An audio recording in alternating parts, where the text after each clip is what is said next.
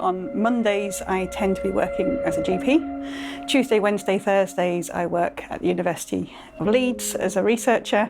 And Fridays, I tend to keep to myself and have the day off, but I tend to use that day to work on my designing and knitting. Yes, I like to keep busy. My nan taught me when I was younger. I used to go and stay with her for a weekend, and at some point during the weekend she'd get out the knitting needles or the crochet hook and insist on trying to teach me, and I was quite resistant back then, but I used to give it a go with lots of holes and mistakes. But then when I got older, going to high school, going to university, I just stopped. And really went sort of until my late 20s without doing any sort of craft. And I decided that I was missing something. And then I happened to go to a coffee shop and there was a knitting group meeting, and there's lots of ladies sitting around chatting, looking like they were having quite a good time at the same time as knitting. And I just thought, actually, I fancy sort of picking up the needles again. So I brought myself a how to knit book and very quickly realised that I could remember most of it from my childhood and began knitting again from there. I love all the colours, the bright, this wall behind me is what inspires me, sort of like just the bright colours, and the sort of, it feels quite, I don't know, just a cheerful thing to do when you have something beautiful at the end of it as well. I had an idea for a top and I tried to find a pattern that would enable me to sort of get the look I wanted and couldn't find anything, so I ended up designing my own, and that's really how I got into designing.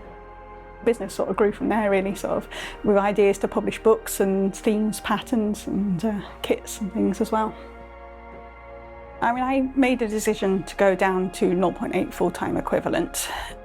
I'd made that decision after my mum died, and she died quite young, before she reached retirement age, and my father had just been diagnosed with terminal cancer at the same time, and I thought, you can't guarantee that you're going to live to old age and have a retirement to enjoy. So I decided that if you want to do something and you really do enjoy it, you just need to make time for it. You've got to prioritise.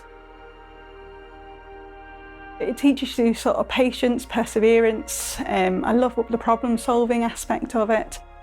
A lot of what it involves is actually really similar to what I do in research. It's taking sort of numbers, spreadsheets, and trying to write things in a way that other people can understand, which to me is very similar to being a GP, where you're trying to explain maybe a disease to someone who doesn't know the technical language, and you've got to try and explain it in language that they can understand. Same with research, you're trying to sometimes explain it so that patients and public can understand what research that you're going to do, and then when you're writing a knitting pattern, you want general public to be able to follow that pattern and be able to create something.